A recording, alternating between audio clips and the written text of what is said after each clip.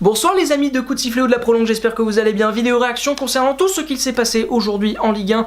Conforama, qui a été cette petite 6ème journée, du coup, qui a été lancée magnifiquement, je m'emballe peut-être un peu, par un petit Monaco Nîmes, a donc continué aujourd'hui avec notamment Lille qui s'est imposé à domicile et le multiplex. On va évidemment revenir sur tout ça. D'abord Lille qui s'est imposé 2-1, c'était pas le plus beau des matchs, Lille a fait beaucoup d'erreurs techniques, Nantes aussi, c'était pas dingue, c'était pas une ode au beau jeu, mais les Lillois se sont imposés. C'est essentiel, vraiment, c'est important parce que c'était 3 points qu'il fallait prendre à domicile. Oui, je me gratte le lobe et alors qu'est-ce que tu vas faire? Qu'est-ce que tu vas faire? Je me gratte si je veux, c'est ma vidéo, ok? Donc les Lillois sont imposés, évidemment face aux Nantais. Une victoire qui a donc pas été brillante du tout, mais qui a été obtenue avec ça, la tête, le mental, parce que ça aurait pu être compliqué, tu t'es fait rejoindre à 2-1 à la 80e, t'aurais pu craquer, t'aurais pu avoir peur. Non, les Lillois sont restés sereins et ont clairement prouvé qu'ils ont gagné vraiment en maturité et en sérénité par rapport à la saison dernière, en confiance aussi. Alors bon, gagner quelque chose, être plus fort que la saison dernière, c'est pas très compliqué, C'était tellement nul la saison dernière que ça peut que être mieux cette année, mais voilà, c'est fait, c'est une belle victoire face à une équipe en plus de ça en difficulté. C'est généralement face aux bêtes blessés que tu galères le plus, c'est plutôt intéressant de voir ce petit paradoxe, mais c'est généralement face à des équipes comme ça que tu galères. Et ben ils ont galéré mais ils ont gagné. Les Nantais, eux c'est compliqué, alors c'est compliqué. C'est très compliqué. Les Nantais, c'est vraiment compliqué. Malheureusement, Cardozo fait du bon travail. Moi, j'aime bien ce que fait Nantes en termes de jeu. Alors, dans la mesure du possible, bien évidemment, mais c'est plutôt sympa. Maintenant, voilà, le problème, c'est que Kita n'a pas le temps d'attendre et que Cardozo va vite devoir trouver une solution pour prendre des points. Parce que ça fait légion, les points en Ligue 1. Malheureusement, peut-être un peu trop. Et voilà, pour prendre des points, c'est peut-être...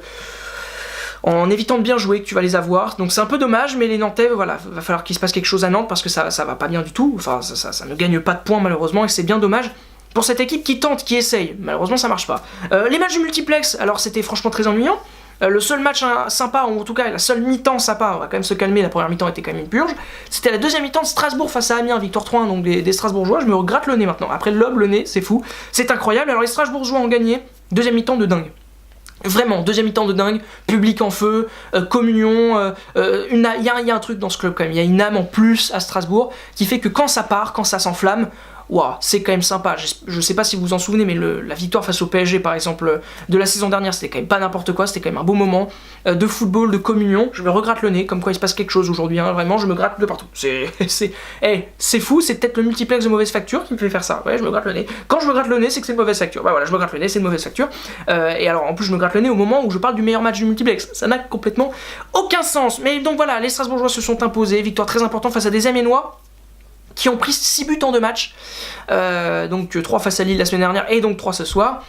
C'est beaucoup, va falloir peut-être serrer un peu la vis côté amiénois pour essayer de retrouver un peu cette solidité qui a fait leur force évidemment la saison dernière.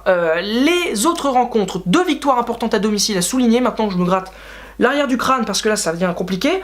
Strasbourg et Montpellier, Saint-Etienne et Montpellier, bah c'est mieux. Saint-Etienne et Montpellier sont imposés. Alors les 2 matchs sont à peu près similaires, c'est-à-dire que c'était pas 2 matchs de grand niveau, mais les victoires sont là face à 2 équipes globalement en forme de ce championnat de France. Caen qui n'avait pas perdu depuis 4 matchs donc pour Saint-Etienne, et Nice du côté de Montpellier. Victoire donc 1-0 d'abord des Montpelliérains face aux Niçois. Bon, à la Montpelliéraine, 1-0. Emballé, c'est pesé, que je te prends les 3 points, mais c'était important pour Montpellier qui avait plus gagné à domicile depuis février dernier, ça remonte un peu. Bah les Montpelliérains l'ont fait, les 3 points sont là, félicitations. C'est très bon, c'est du tout cul, c'est parfait. Du côté niçois, évidemment, on peut avoir des regrets parce qu'on n'a pas bien joué durant toute cette rencontre-là, peut-être sauf à la fin de la rencontre où il y a même eu un but qui aurait pu être accepté vu la non-faute dans la surface de réparation qui a été sifflée. Mais bon, voilà, défaite, ils n'ont pas été bons, Il va falloir vite se reprendre lors de la prochaine rencontre. Et puis pareil pour les Canets qui ont perdu donc face à Saint-Etienne, victoire 2-1 des Stéphanois, c'était pas brillant, à l'image du deuxième but.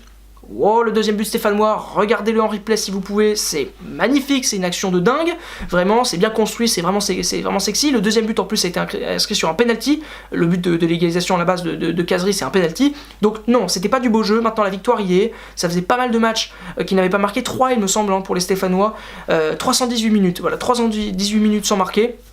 Voilà, la malédiction est terminée. Et puis du côté Canet, on peut avoir des regrets parce qu'on n'était pas loin non plus de faire un petit coup.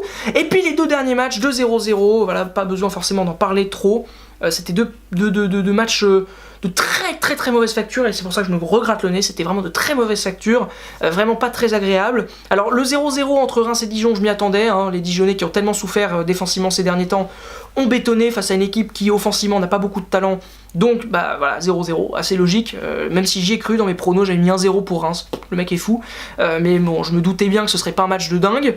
Et puis par contre, l'autre match, j'avais de l'espoir quand même entre Angers et Toulouse. Angers qui a plutôt fait de bonnes sorties récemment, Toulouse quand même qui a fait un bon début de saison. Bah, les deux équipes m'ont fortement déçu, il s'est rien passé quoi, donc vraiment déçu de cette rencontre qui était alléchante, vraiment alléchante, et puis finalement il s'est rien passé. C'est dommage, je me regrette une dernière fois le nez pour vous dire au revoir. Voilà, comme ça c'est pas mal. Alors, merci beaucoup d'avoir regardé cette petite vidéo si vous l'avez aimé, si vous avez apprécié ça. Ce petit moment, c'est très simple, hein, vous likez, vous partagez, vous commentez. Vous pouvez également vous abonner à peu près à tout ce que vous pouvez, évidemment. Allez voir les sites internet, évidemment, sur de coups de sifflet, de la prolongue. Allez voir, ils sont beaux ces sites. Allez voir, il y a des trucs intéressants dessus. Les pronos, notamment sur coups de sifflet qui avancent, je suis pas bien du tout, je suis pas bien classé là pour cette journée-là. J'espère que ça va bien se passer demain. Demain, 3 matchs évidemment qui vont être intéressants, notamment l'Olympico. Il y aura une petite vidéo normalement pour débriefer tout ça. Merci beaucoup d'avoir regardé cette vidéo sur Coup de sifflet et la prolongue. À la prochaine. Ciao.